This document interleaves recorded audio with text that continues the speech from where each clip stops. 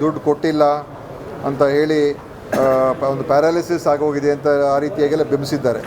ಮತ್ತು ಒಂದು ಕಂಪನಿಯ ಒಂದು ಬೇಡಿಕೆ ಆಧಾರದ ಮೇಲೆ ಮತ್ತು ಅವರು ಒಂದು ಖಾಸಗಿ ಕಂಪನಿ ತೊಗೊಂಡಿರ್ತಕ್ಕಂಥ ಕ್ರಮದ ಮೇಲೇ ವಿರೋಧ ಪಕ್ಷದವರು ಅದನ್ನು ರಿಯಾಕ್ಟ್ ಮಾಡಿದ್ದಾರೆ. ನಾನು ಅದಕ್ಕೇನು ಟೀಕೆ ಅವ್ರು ಮಾಡೋಕ್ಕೆ ಹೋಗಲ್ಲ. ಯಾಕೆಂದರೆ ಅಂತಿಮವಾಗಿ ನಮ್ಮ ಉದ್ದೇಶ ಏನಂತ ಹೇಳಿದ್ರೆ ಸಾರ್ವಜನಿಕರಿಗೆ ತೊಂದರೆ ಆಗಬಾರ್ದು.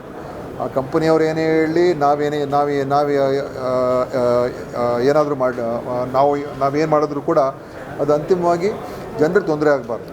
ಈಗ ಈ CTMRA ವಿಚಾರದಲ್ಲಿ ಅವರು ಸ್ಥಗಿತ ಮಾಡಿರುವಂಥದ್ದು ನಮಗೆ ಸುಮಾರು 140 ಕೋಟಿ ರೂಪಾಯಿ ಬಾಕಿ ಬೇಕಾಗಿದೆ ಅಂತ ಹೇಳಿರುವಂಥದ್ದು. ಅದಕ್ಕೆ ನಮ್ಮ ಒಪ್ಪಿಗೆ ಇಲ್ಲವೇ ಇಲ್ಲ. 140 ಕೋಟಿ ರೂಪಾಯಿ ಕೊಡೋಕ್ಕೆ ಆಗೋದಿಲ್ಲ ಅಂತಲೇ ನಾವು ಅವ್ರಿಗೆ ಹೇಳಿದ್ದೀವಿ. ಅಷ್ಟು ಕೊಡೋಕ್ಕೆ ಬರೋದಿಲ್ಲ ಅಂತಲೂ ಕೂಡ ಹೇಳಿದ್ದೀವಿ. ಮತ್ತು ಇದೇನು ಅವ್ರು ಕೇಳ್ತಾ ಇರುವಂಥದ್ದು ಡ್ಯೂಸು 2019ನೇ ಇಸ್ವಿಯಿಂದ ಅವರು ಲೆಕ್ಕ ಹಾಕಿ ಅಷ್ಟು ಡ್ಯೂಸ್ ಎಲ್ಲ ಅವರು ಕೇಳ್ತಾ ಇರುವಂಥದ್ದು. ಅದು ಅವರು ಕಳೆದ 1-2 ವರ್ಷದಿಂದ ಕೇಳ್ತಾ ಇದ್ದಾರೆ. ನಾವು ಅದಕ್ಕೆ ನಮ್ಮ ಬೇರೆ ಬೇರೆ ಕಾರಣಗಳಿಂದ ಯಾಕೆ ಕೊಡೋಕ್ಕಾಗಲ್ಲ ಅಂತ ನಾವು ಹೇಳಿದ್ದೀವಿ. ಮುಖ್ಯವಾಗಿ ಈ PPP ಮಾಡೆಲ್ ಅಡಿಯಲ್ಲಿ ಈ ಕಂಪನಿ ನಡೆಸ್ತಾ ಇರತಕ್ಕಂಥದ್ದು ಈಗ ಸ್ಥಗಿತ ಮಾಡಿದ್ದಾರೆ. ಆದರೂ ಕೂಡ ನಾವು ಪರ್ಯಾಯ ವ್ಯವಸ್ಥೆಗಳನ್ನೆಲ್ಲ ಮಾಡಿದ್ದೇವೆ ಮತ್ತು ಬಹುತೇಕ ಕಡೆ ಈಗಾಗಲೇ ಚಾಲುವಾಗಿದೆ. ಕೋಲಾರ್ನಲ್ಲೂ ಕೂಡ ಪರ್ಯಾಯವಾದಂಥ ವ್ಯವಸ್ಥೆ ಮಾಡಿದ್ದೇವೆ ಮತ್ತು ಬಹುಶಃ ನಾಳೆ ಇಷ್ಟೊತ್ತಿಗೆ ಈ ಎಲ್ಲ 13 ಇದು ಇಡೀ ರಾಜ್ಯಾದ್ಯಂತ ಏನಲ್ಲ 13 ಆಸ್ಪತ್ರೆಗಳಲ್ಲಿ ನಾವು ಅದಕ್ಕೆ ಪರ್ಯಾಯ ವ್ಯವಸ್ಥೆಯನ್ನು ಮಾಡ್ತಕ್ಕಂಥದ್ದು ಕೂಡ ನಾಳೆ ಇಷ್ಟೊತ್ತಿಗೆ ಎಲ್ಲ ಕಡೆ ಆಗಿರ್ತದೆ. ಸೊ ಸಾರ್ವಜನಿಕರಿಗೆ CT ಸ್ಕ್ಯಾನ್ ತೊಗೊಳ್ಳೋದಕ್ಕಾಗಲಿ MRI ಸ್ಕ್ಯಾನ್ ತೊಗೊಳ್ಳೋಕ್ಕಾಗಲಿ ಅವ್ರು ಬೇರೆ ಕಡೆ ಹೋಗಿ ತೊಗೋಬೋದು. ಮತ್ತು ಅದಕ್ಕೆ ಯಾವುದೇ ರೀತಿ ಹಣಕಾಸಿನ ಸಮಸ್ಯೆ ಏನಿಲ್ಲ. ನಾವು ಈಗ ಇನ್ನೂ ಕೇಂದ್ರದಿಂದ NHM ಹಣ ಬಂದಿಲ್ಲ ನಮಗೆ. ಆದರೂ ಕೂಡ ಅದರ ಬಗ್ಗೆ ನಾನೇನು ದೊಡ್ಡ ರಾಜಕೀಯ ಮಾಡ್ತಾ ಇಲ್ಲ. ಅದು ನಾಳೆ ಅಥವಾ ನಾಳಿದ್ದು ಅಥವಾ ಮುಂದಿನ ತಿಂಗಳು ಬರ್ಬೋದು. ಅದೇ ಸರ್ಕಾರದಿಂದಲೇ ನಮ್ಮ ರಾಜ್ಯದ ಹಣದಿಂದಲೇ ಕೊಡೋದಕ್ಕೆ ನಾವೆಲ್ಲ ತಯಾರಾಗಿದ್ದೀವಿ, ಕೊಡ್ತಾ ಇದ್ದೀವಿ. ಅದರ ಬಗ್ಗೆ ಏನು ಸಮಸ್ಯೆ ಏನಿಲ್ಲ. ಆದರೆ ಎಷ್ಟು ಕೊಡಬೇಕು ಏನು ಕೊಡಬೇಕು ಈಗ ಅಶೋಕ್ ಅವರು ಭಾಳ ವಕಾಲತ್ ವಹಿಸ್ತಾ ಇದ್ದಾರೆ. ಅಂದರೆ ಇವ್ರಿಗೆ ಏನು ಕೇಳ್ದೆಲ್ಲ ಕೊಟ್ಬಿಡ್ಬೇಕು ನಾವು. ಮತ್ತು ರಾಜ್ಯದ ಹಣ ಬೊಕ್ಕಸಕ್ಕೆ ನಷ್ಟ ಆದರೂ ಕೂಡ ಕೊಟ್ಬಿಡ್ಬೇಕು ಅಂತ ಅವ್ರು ತಿಳ್ಕೊಂಡಿದ್ರೆ ಅಥವಾ ಆ ರೀತಿಯಾದ ಅರ್ಥದಲ್ಲಿ ಹೇಳಿದ್ರೆ ಅದು ನಾವು ಒಪ್ಕೊಳ್ಳೋಕ್ಕೆ ತಯಾರಾಗಿಲ್ಲ. ಯಾಕೆಂತ ಹೇಳಿದ್ರೆ ನಿಮಗೆ ನಾನೆಲ್ಲ ಮಾಹಿತಿ ಕೊಡ್ತೀನಿ. ನಾನು ಪತ್ರಿಕಾಗೋಷ್ಠಿಯನ್ನೇ ಕರೆದಿದ್ದೆ.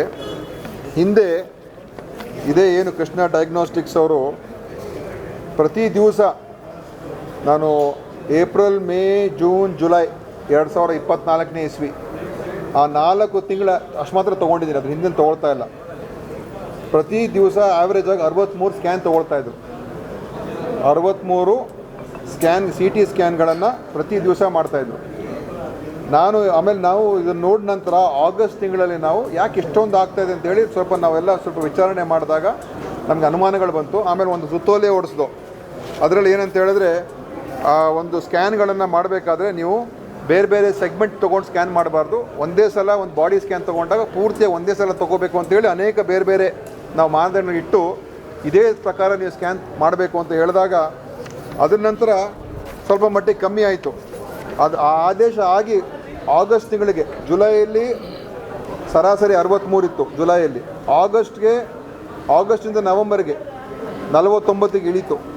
ಆಯಿತಾ. ಆಮೇಲೆ ನಾವೇನು ಮಾಡೋದು, ಸ್ಯಾಸ್ಟ್ ಮುಖಾಂತರ ನಿಮ್ಗೆ ಹಣ ಪಾವತಿ ಆಗಬೇಕು ಅಂತೇಳಿ ನಾವು ನವಂಬರ್ ತಿಂಗಳಲ್ಲಿ ಇನ್ನೊಂದು ಆದೇಶ ಮಾಡೋದು. ಅಂದರೆ ಅದಕ್ಕೆ ಡಾಕ್ಟ್ರು ಸರ್ಟಿಫೈ ಮಾಡಬೇಕು, ಯಾವ ಕಾರಣಕ್ಕೆ ಸ್ಕ್ಯಾನ್ ತೊಗೊಳ್ಬೇಕು ಬಗ್ಗೆ ಹೇಳ್ತಾ ಇಲ್ಲ. ಏಪ್ರಿಲ್ ಟು ಜುಲೈ 2024 63 ಇತ್ತು. ಡಿಸೆಂಬರ್ ಟು ಮಾರ್ಚ್ 25 ಮಾರ್ಚ್ ಪ್ರತಿ ತಿಂಗಳು 15ಕ್ಕೆ ಇಳೀತು. ಅಂದರೆ CTಯಲ್ಲೇ ಏನು ಪ್ರತಿ ತಿಂಗಳು 15 ಕೋಟಿ ರೂಪಾಯಿ ವೆಚ್ಚ ಆಗ್ತಾಯಿತ್ತು. ನಾವು ಅವ್ರಿಗೇನು ಹಣ ಪಾವತಿ ಮಾಡ್ತಾಯಿದ್ದು ಕೃಷ್ಣ ಡಯಾಗ್ನೋಸ್ಟಿಕ್ಸ್ಗೆ. 15 ಕೋಟಿ ಇದ್ದಿದ್ದು ನವಂಬರ್ಗೆ 3,63,00,000ಕ್ಕೆ ಇಳೀತು. ಅಂದರೆ 76% ಹಣ ಏನು ಅವ್ರಿಗೆ ಕಟ್ತಾಯಿದ್ದು ಇಳಿಕೆ ಆಯಿತು. ಮತ್ತು MRIಯಲ್ಲಿ ಅವ್ರಿಗೆ ನಾವು ಏಪ್ರಿಲ್ ತಿಂಗಳಲ್ಲಿ 55 ಇತ್ತು ಸರಾಸರಿ, ಏಪ್ರಿಲ್ ಟು ಜುಲೈ. ಡಿಸೆಂಬರ್ 24ರಿಂದ ಮಾರ್ಚ್ 25ಕ್ಕೆ ನಾವು ಆ್ಯಾವ್ರೇಜ್ ತೊಗೊಂಡಾಗ 20ಕ್ಕೆ ಇಳಿದಿದೆ. ಅಂದರೆ 64% ಇಳಿಕೆ ಆಯಿತು. MRI ಪ್ರತಿ ತಿಂಗಳು 9,81,00,000 ಹೋಗ್ತಾಯಿತ್ತು. ನಾವು ಕ್ರಮ ತೊಗೊಂಡ್ಮೇಲೆ ಇದನ್ನು ಸರಿಯಾದ ವ್ಯವಸ್ಥೆ ನಡಿಬೇಕು ಅಂತ ಹೇಳಿದ ಮೇಲೆ 3.5 ಕೋಟಿಗೆ ಇಳೀತು. ಅಂದರೆ CTಯಲ್ಲಿ 76% ಇಳಿಕೆ ಆಯಿತು ನಮ್ಮ ವೆಚ್ಚ ಪ್ರತಿ ತಿಂಗಳು. MRIಯಲ್ಲಿ ಪ್ರತಿ ತಿಂಗಳು 64% ಇಳಿಕೆ ಆಯಿತು. ಸೊ ಇದು ಯಾರಿಗೆ ಉಳಿತಾಯ? ಇದು ನಾವು ಪಾರದರ್ಶಕವಾಗಿ ಇವ್ರ ಕಾಲದಲ್ಲಿ 3 ವರ್ಷ ಅವ್ಯಾತವಾಗಿ ನಡೆದಿತ್ತಲ್ಲ, ಇವರೇನು ಅದ್ರ ಬಗ್ಗೆ ಗಮನ ಕೊಟ್ಟಿರಲಿಲ್ಲ. ನಮ್ಮ ಸರ್ಕಾರ ಬಂದ ಮೇಲೆ ಇದೆಲ್ಲ ನೋಡಿದ ನಂತರ ನಾವು ಅದನ್ನು ಪರಿಶೀಲನೆ ಮಾಡಿ ನಾವು ಅದನ್ನು ಒಂದು ಕಡೆ ಸರಿಯಾದ ವ್ಯವಸ್ಥೆ ತೊಗೊಂಡು ಬಂದು. ಒಂದು ಎರಡನೇದು, ಹಿಂದಿನ ಬಾಕಿ ಬಿಲ್ಗಳಿತ್ತಲ್ಲ, ನಾವು ಹೇಳ್ದು ಹೌದಪ್ಪ ಹಿಂದಿನಕ್ಕೆಲ್ಲ ನೀವು ದೃಢೀಕರಣ ಮಾಡಿ ನಮಗೆ. ಈಗ ಸ್ಕ್ಯಾನ್ ಮಾಡಿಬಿಟ್ಟಿದ್ದಾರೆ, ನಮ್ಗೆ ಅದ್ರ ಬಗ್ಗೆ ಪರ್ಫೆಕ್ಟಾಗಿ ಪ್ರತಿ ಸ್ಕ್ಯಾನ್ ಬಗ್ಗೆ ದೃಢೀಕರಣ ಮಾಡಿದ್ರೆ ಮಾತ್ರ ನಿಮಗೆ ಪೇಮೆಂಟ್ ಕೊಡ್ತೀವಿ ಅಂತ ಹೇಳ್ದು. ಅದ್ರಲ್ಲಿ ದೃಢೀಕರಣ ಸರಿಯಾಗಿ ಆಗಿಲ್ಲ, ಇನ್ನೂ ಆಗಲಿಲ್ಲ. ಮತ್ತು ಅವರು ಪ್ರತಿ ವರ್ಷ 5%ಅನ್ನು 2019 ಇಸ್ವಿಯಿಂದ ಮಾಡಬೇಕು ಅಂತ ಅದನ್ನು ಕೇಳ್ಕೊಂಡಿದ್ದಾರೆ. ಅದು ಹಿಂದಿನ ಸರ್ಕಾರನೂ ಒಪ್ಪಿಲ್ಲ, ನಮ್ಮ ಸರ್ಕಾರನೂ ಒಪ್ತಾ ಇಲ್ಲ. ಸೊ ಅದೆಲ್ಲ ಸೇರಿ ಅವ್ರು 140 ಕೋಟಿ ಕೇಳ್ತಾ ಇದ್ದಾರೆ. ಅದ್ರ ಮಧ್ಯೆ ಇನ್ನೊಂದೇನು ಹೇಳಿದ್ರಂತೆ, 50 ಕೋಟಿ ಕೊಟ್ಬಿಡಿ ನಾವು ಮುಂದುವರ್ಸ್ಬಿಡ್ತೀವಿ ಅಂತ. ಇದೇನು ನಾವೇನು ಡಿಸ್ಕೌಂಟ್ ಸೇಲಲ್ಲಿಲ್ಲ, ನಾವು ನಮಗೇನೋ ಒಂದು ಕೊಟ್ಬಿಡೋಣ ಅವ್ರಿಗೆ, ನೀವು ನಡೆಸ್ಬಿಡಿ. ಅದೇ ಈಗ ಅವ್ರು ಇಲ್ಲದೇ ನಮ್ಮ ವ್ಯವಸ್ಥೆ ನಡೆಯೋಕ್ಕೆ ಆಗೋದಿಲ್ಲ ಅಂತ ಒಂದು ರೀತಿಯಾಗಿ ಅವ್ರು ಅದನ್ನು ಉಪಯೋಗ ಮಾಡೋಕ್ಕೆ ಪ್ರಯತ್ನ ಮಾಡೋದು. ಅಂದರೆ ನಾವು ನಿಲ್ಲಿಸ್ಬಿಡ್ತೀವಿ, ಇಲ್ಲದೇ ನಮಗೆ 50 ಕೋಟಿ ಕೊಟ್ಬಿಡಿ. ನಾವು ಬ್ಲ್ಯಾಕ್ ಮೇಲ್ಗೆಲ್ಲ ನಾವು ಹೆದರಕ್ಕೆ ರೆಡಿ ಇಲ್ಲ ನಾವು. ಅದಕ್ಕೆ ಒಂದು ನ್ಯಾಯಯುತವಾಗಿ ನಿಮ್ಗೆ ಎಷ್ಟು ಕೊಡಬೇಕು ಅದನ್ನು 100% ನಾವು ಕೊಡ್ತೀವಿ. ನಮ್ಮ ಹತ್ರ ದುಡ್ಡಿನ ಕೊರತೆ ಅಂತೂ ಇಲ್ಲ, 100% ಕೊಡ್ತೀವಿ. ಅದು ನ್ಯಾಯಯುತವಾಗಿ ಇರಬೇಕು ಅಂತ ನಾವು ಹೇಳಿದ್ದೀವಿ. ಅಂತಿಮವಾಗಿ ನಾವು ಅವ್ರಿಗೆ ಮುಂದೆ ಇನ್ನೊಂದು ರಿಪ್ಲೈ ಕೊಡ್ತೀವಿ, ನಮ್ಮ ಕಡೆಯಿಂದ ಎಷ್ಟು ಕೊಡ್ಬೋದು ನಿಮಗೆ ಅಂತ ಹೇಳಿ ಅಂತಿಮವಾಗಿ ಅವ್ರಿಗೆ ಹೇಳ್ತೀವಿ. ಅವ್ರು ಮುಂದೆ ಅದ್ರ ಬಗ್ಗೆ ಏನು ಕ್ರಮ ತೊಗೊಳ್ತಾರೆ ನೋಡೋಣ. ಈಗ ಪರ್ಯಾಯ ವ್ಯವಸ್ಥೆಗಳು ಮಾಡಿದ್ದೀವಿ. ಮತ್ತು ಈಗಾಗಲೇ ನಾನು ಬೇರೆ ಕಡೆ ಎಲ್ಲ ಇದನ್ನು ನೋಡಿ ನಾನು ಈಗಾಗಲೇ ಇನ್ನು 7 ಆಸ್ಪತ್ರೆಗಳಲ್ಲಿ ಮತ್ತು 7 MRI ಮಿಷೀನು ಮತ್ತು 3 CT ಸ್ಕ್ಯಾನ್ಗಳನ್ನು ಟೆಂಡರ್ ಕರೆದಾಗಿದೆ. ಸೊ ಅದು ಕೂಡ ನಾವೇ, ಯಾಕಂತ ಹೇಳಿದ್ರೆ ಈ ಖಾಸಗಿಯವ್ರ ಮೇಲೆ ಒಂದೊಂದು ಸಲ ಈ PPP ಮಾಡೆಲ್ಗಳು ಹೋದಾಗ ಈ ಸಮಸ್ಯೆಗಳು ಬರುವಂಥದ್ದು. ಸೊ ನಮ್ಮಿಂದನೇ MRI ಮಿಷಿನ್ ಹಾಕೋದಕ್ಕೂ ಕೂಡ ಕ್ರಮ ತೊಗೊಳ್ತಾ ಇದ್ದೀವಿ. ಟೆಂಡರ್ಗಳು ಕೂಡ ಕರೆದಾಗಿದೆ.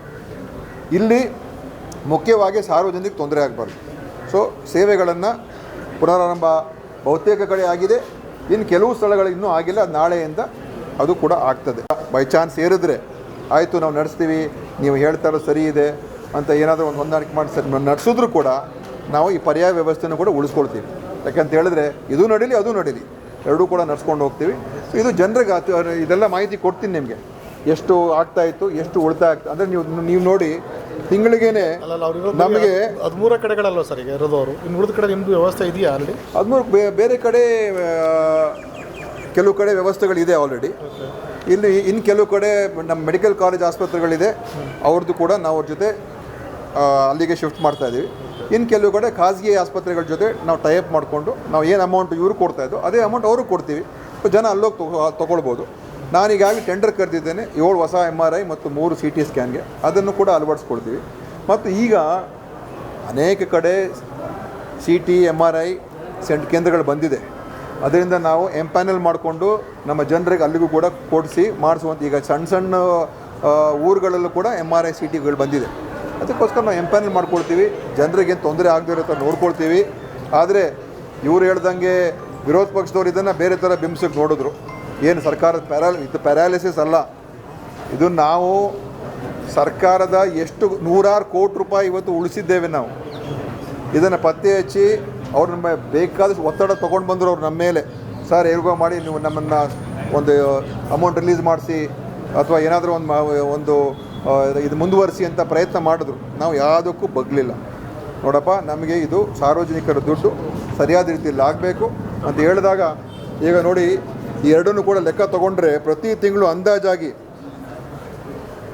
ಇಲ್ಲಿ 12 + ಅಲ್ಲಿ 6 ಸುಮಾರು 18 ಕೋಟಿ ರೂಪಾಯಿ ಪ್ರತಿ ತಿಂಗಳು ನಾನು ಈ ಒಂದು ನಮ್ಮ ಕ್ರಮಗಳಿಂದ ಉಳಿತಾಯ ಆಯಿತು ಕಳೆದ ನವೆಂಬರ್ ತಿಂಗಳಿಂದ. ಅಂದರೆ ಈಗ 1.5 ವರ್ಷ ಆಗಿದೆ. 1.5 ವರ್ಷದಲ್ಲಿ ಪ್ರತಿ ತಿಂಗಳು 18 ಕೋಟಿ ಅಂತ ಹೇಳಿದ್ರೆ ನಾನೀಗಾಗಲೇ ಸುಮಾರು 200 ಕೋಟಿಗಿಂತ ಹೆಚ್ಚು ಹಣವನ್ನು ಇದೇ CT MRI ಸ್ಕ್ಯಾನಿಂಗಲ್ಲೇ ಉಳಿಸಿದ್ದೀನಿ ದುಡ್ಡು ರಾಜ್ಯಕ್ಕೆ. ಈಗ ಹಳೇದು ತನಿಖೆ ಮಾಡಿ ಸರ್. ಹಂಗಿದ್ರೆ ತನಿಖೆ ಅಲ್ಲ, ಅದಕ್ಕೆ ನಾವು ದುಡ್ಡು ಪೇಮೆಂಟ್ ಮಾಡ್ತಾ ಇಲ್ಲ. ಈಗ ನೀವು ನಮಗೆ ದೃಢೀಕರಣ ಮಾಡಿಕೊಡಿ, ಆ ಸ್ಕ್ಯಾನ್ ಹೆಂಗೆ ತೊಗೊಂಡ್ರಿ, ಯಾವ ಥರ ಆಯ್ತದು. ಈಗ ತಲೆಗೆ ಒಂದು ಸ್ಕ್ಯಾನು, ಎದೆಗೆ ಒಂದು ಸ್ಕ್ಯಾನು, ಕೆಳಭಾಗಕ್ಕೆ ಒಂದು ಸ್ಕ್ಯಾನು, ಒಂದೇ ಸ್ಕ್ಯಾನಲ್ಲಿ 3 ಸ್ಕ್ಯಾನ್ ಮಾಡಿಕೊಂಡ್ರೆ ಅದಕ್ಕೆ ನೀವು ಪ್ರೂಫ್ ಕೊಡಿ, ದುಡ್ಡು ಕೊಡ್ತೀವಿ ಅಂತ ಹೇಳಿದ್ದೀವಿ. ಅದಕ್ಕೊಂದು ಪ್ರೊಸೀಜರ್ ಇದೆ. ಅದನ್ನು ನೀವು ದೃಢೀಕರಣ ಮಾಡಿ ನಮಗೆ ಕೊಟ್ಟರೆ ನಾವು ನಿಮ್ಗೆ ಕೊಡ್ತೀವಿ ಅಂತ ಹೇಳಿದ್ದೀವಿ. ಯಾಕಂತ ಹೇಳಿದ್ರೆ ಹಿಂದೆ ಎಲ್ಲ ಸ್ಕ್ಯಾನ್ ಮಾಡಿಬಿಟ್ಟಿದ್ದಾರೆ. ಅದು ಹೇಗಾಯಿತು ಏನಾಯಿತು ಅಂತ, ಅದು ಯಾವ ರೀತಿ ಆಯಿತು ಅಂತ ನಿಮಗೂ ಕೂಡ ಗೊತ್ತಿದೆ ವ್ಯವಸ್ಥೆಗಳಲ್ಲಿ. ಸುಮ್ಮನೆ ಅದರಲ್ಲೆಲ್ಲ ಬೇರೆ ಬೇರೆ ಥರ ಮಾಡಿರ್ತಾರೆ ನೋಡಿ. ಇದೆಲ್ಲ ಅದಕ್ಕೋಸ್ಕರ ನಾವು ಅದನ್ನು ನಿಲ್ಲಿಸ್ದೋ, ಗೈಡ್ಲೈನ್ಸ್ ಇಶ್ಯೂ ಮಾಡೋದು. ಗೈಡ್ಲೈನ್ಸ್ ಇಶ್ಯೂ ಮಾಡಿ ಒಂದು ಸಿಸ್ಟಮಿಗೆ ತೊಗೊಂಡು ಬಂದು ಈಗ ಅಷ್ಟು ಹಣವನ್ನು ಸರ್ಕಾರದ ಬೊಕ್ಕಸಕ್ಕೆ ಉಳಿಸಿದ್ದೇವೆ. ಅದಕ್ಕೆ ವಿರೋಧ ಪಕ್ಷದವ್ರು ನಮ್ಗೆ ಅಪ್ರಿಷಿಯೇಟ್ ಮಾಡಬೇಕು, ನಮ್ಮ ಒಂದು ಟಫ್ ಸ್ಟ್ಯಾಂಡ್ ತೊಗೊಂಡಿದ್ದಕ್ಕೆ. ಎರಡನೇದು ಅವ್ರು ಹೊಂದ್ಕೊಂಡು ಒಪ್ಕೊಳ್ತೀನಿ, ಸಾರ್ವಜನಿಕ ತೊಂದರೆ ಆಗಬಾರ್ದು, ಅದು ನಾನು ಒಪ್ಕೊಳ್ತೀನಿ. ಈಗ 1 ದಿವಸಕ್ಕೆ 2 ದಿವಸಕ್ಕೆ ತೊಂದರೆ ಆಗಿದೆ, ಅದನ್ನು ಈಗ ಬಗೆಹರಿಸಿದ್ದೇವೆ, ಅದನ್ನು ಕೂಡ ಬಗೆಹರಿಸ್ತೀವಿ. ಯಾರು ಕೂಡ ಅದ್ರ ಬಗ್ಗೆ ಯೋಚನೆ ಮಾಡೋದು ಬೇಕಾಗಿಲ್ಲ. ನಮ್ಮ ಪರ್ಯಾಯ ವ್ಯವಸ್ಥೆಗಳು ಮಾಡ್ಕೊಳ್ತೀವಿ, ನಮ್ಮ ವ್ಯವಸ್ಥೆಗಳು ಇನ್ನೂ ಇಂಪ್ರೂವ್ ಮಾಡ್ಕೊಂಡು ಹೋಗ್ತೀವಿ. 1200 ಜನ, 1000ಕ್ಕಿಂತ ಹೆಚ್ಚು ಜನ ವರ್ಕ್ ಅಪಾಯಿಂಟ್ಮೆಂಟ್ ಆರ್ಡರ್ಗಳು ಕೊಡ್ತಾಯಿದ್ದೀವಿ. ನಮ್ಮ ಆರೋಗ್ಯ ಸಿಬ್ಬಂದಿ, ಡ್ರಗ್ ಇನ್ಸ್ಪೆಕ್ಟರ್ಗಳು, ಅವ್ರಿಗೆಲ್ಲ ನಾವು ಕೊಡ್ತಾಯಿದ್ದೀವಿ. ಮತ್ತು ಫಾರ್ಮಸಿಸ್ಟ್ಗಳನ್ನು ಹೊಸ ಸ್ಕೀಮ್ ಮಾಡೋದು, ಅವರಿಗೆ 1 ವರ್ಷದ ಇಂಟರ್ನ್ಶಿಪ್ ಪ್ರೋಗ್ರಾಮ್. ಅವ್ರು ನಮ್ಮ PHCಗಳಲ್ಲಿ ಫಾರ್ಮಸಿಸ್ಟ್ಗಳೆಲ್ಲ ಬಂದು ಕೆಲಸ ಮಾಡ್ತಾರೆ. ಅವ್ರಿಗೂ ಕೂಡ ಸುಮಾರು 223 ಫಾರ್ಮಸಿಸ್ಟ್ಗಳು ಫಾರ್ಮಾ ಸ್ಟೂಡೆಂಟ್ಸು ನಮ್ಮ ಇಂಟರ್ನ್ಶಿಪ್ಪಿಗೆ ಬರ್ತಾಯಿದ್ದಾರೆ. 77 ಡ್ರಗ್ ಇನ್ಸ್ಪೆಕ್ಟರ್ಸು ಸುಮಾರು ವರ್ಷಗಳಿಂದ ಅದು ಖಾಲಿ ಇತ್ತು, ಅದು ಸುಪ್ರೀಂ ಕೋರ್ಟ್ವರೆಗೂ ಹೋಗಿ ಫೈಟ್ ಮಾಡಿ ಈಗ ಅದು ಕೂಡ ಕ್ಲಿಯರ್ ಆಗಿದೆ. ಅವರು ಕೂಡ ಅಪಾಯಿಂಟ್ಮೆಂಟ್ ಆರ್ಡರ್ಗಳಾಗ್ತಾ ಉಂಟು. ಸೊ ಈ ಥರ ನಮ್ಮ ಒಂದು ಕಾರ್ಯಕ್ರಮ ನಾಳೆ ಇದೆ. ಅದಕ್ಕೂ ಕೂಡ ನಾವು ಬಂದು ಕವರ್ ಮಾಡಬೇಕು ಅಂತ ನಿಮಗೆ ಕೇಳ್ಬೋದು. ಪರಿಶೀಲನೆ ಮಾಡ್ತೀವಿ ಸರ್ ಅದು. ಇಲ್ಲ,